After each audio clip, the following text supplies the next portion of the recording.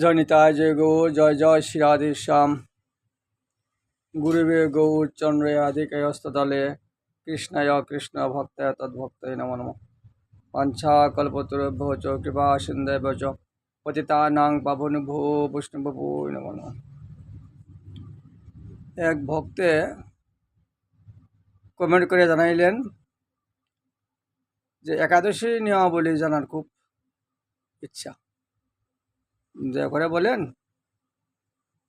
তাহলে হয়তো আমাদের স্টকে রেখে দিব নিয়মাবলী। তাই ভক্তের বাক্য রক্ষার্থে একটু বলা হরিভক্তি বিলাস হইতে। হরিভক্তি বিলাসে একাদশী নিয়মাবলী বলা রয়েছে। স্বনুত্থান পাশ হইল 4টে একাদশী উত্তম, এর মধ্যে নির্জল একাদশী, এর মাধ্যমে 8টা মহাদ্বাদশী, উন্মিলনী, পক্ষবর্ধনী, স্পর্শা, জয়া, বিজয়া এবং 8টা মহাদ্বাদশী রয়ে গেছে। একাদশী মাসে 2টা একাদশী, সবাই একাদশী করণীয়। এবার বলছেন হরিভক্তি বিলাস যে দশী বিদ্যা তিথি একাদশী করতে নাই, কারণ দশী বিদ্যা তিথি একাদশী দোষের হয়। তাই দশমী তিথি একাদশী পরিত্যাগ করিয়া শুদ্ধ একাদশী কথা বলা হয়েছে হরিভক্তি বিলাস। দশমী বিদ্যা একাদশী কি করে হয় তার নিয়মাবলী বলছেন। অরুণোদয়কালে যদি দশমী মুহূর্তকাল থাকে বা অল্প সময় থাকে, এই তিথিকে বলছে দশমী বিদ্যা একাদশী। এখন অরুণোদয়ের সময় কাকে বলে? সূর্য উদয় হওয়ার পূর্বে 60 দণ্ড কালকে অরুণোদয় বলে। অর্থাৎ সূর্য আমাদের পৃথিবীতে দেখা যাচ্ছে না, এমন সময় কালকে বলে অরুণোদয়। প্রকাশ হয়েছে কিন্তু সূর্য দেখা যাচ্ছে না। আরও 1 ঘন্টা 36 মিনিট পরে সূর্য দেখা যাবে, মানে উদয় হবে, উদয় হয় নাই। তাইলে এই 4 দণ্ড সময়, 1 দণ্ড সমান 24 মিনিট, তাই 4 × 24 = 96 মিনিট, 1 ঘন্টা 36 মিনিট। এই সূর্য উদয় হওয়ার পূর্বে 1 ঘন্টা 36 মিনিটকে অরুণোদয় কাল বলা হয়। এই সময়ের মাধ্যমে যদি 1 ঘন্টা 36 মিনিটের মাধ্যমে যদি দশমী ঢুকে, তাই যে একাদশী নিষ্ফলা। দশমী বিদ্যা একাদশী করলে নিষ্ফল প্রাপ্ত হয়, কোনো ফল হবে না।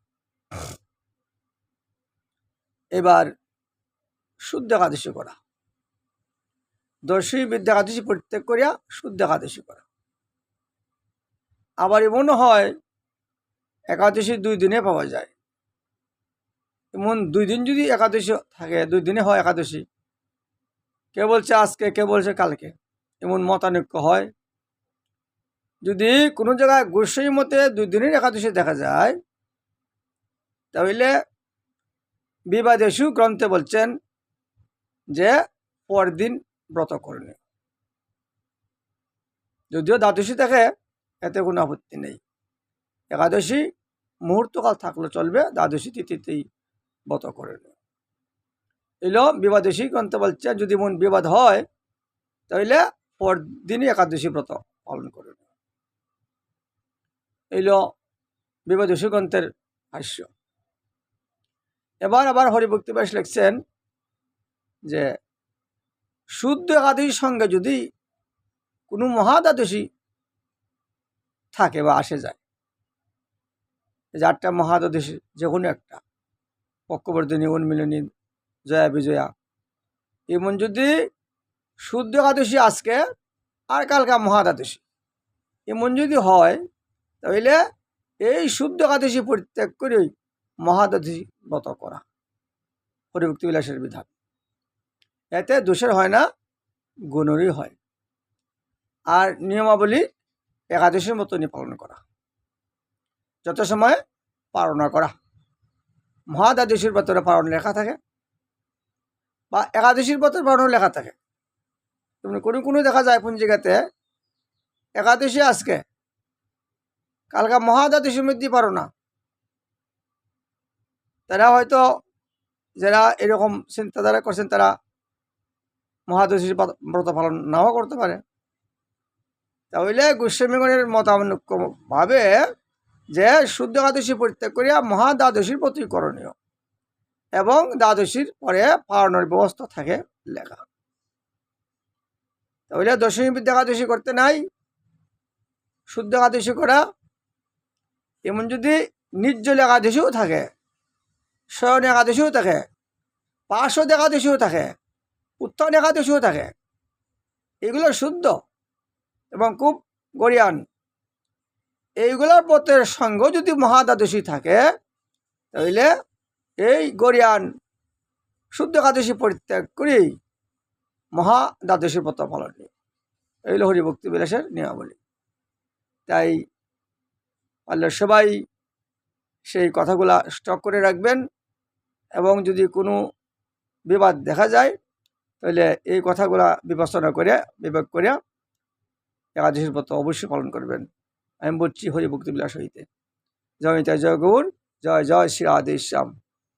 হরে কৃষ্ণ কৃষ্ণ কৃষ্ণ হরে হরে, হরে রাম রাম রাম হরে হরে। নিতাই গৌর হরি বল, জয় জয় শ্রী রাধেশ্যাম। আবার যদি ভুল ত্রুটি হয় মহাত্মাগণ, ভক্তগণ, প্রভু সন্তানগণ, ভুল ত্রুটি মার্জনীয়। বাঞ্ছা কল্পতরুভ্যশ্চ কৃপা সিন্ধুভ্যশ্চ পতিতানাং পাবনভূ বৈষ্ণভূ নমো নমঃ। জয় নিতাই জয় গৌর, জয় জয় শ্রী রাধেশ্যাম।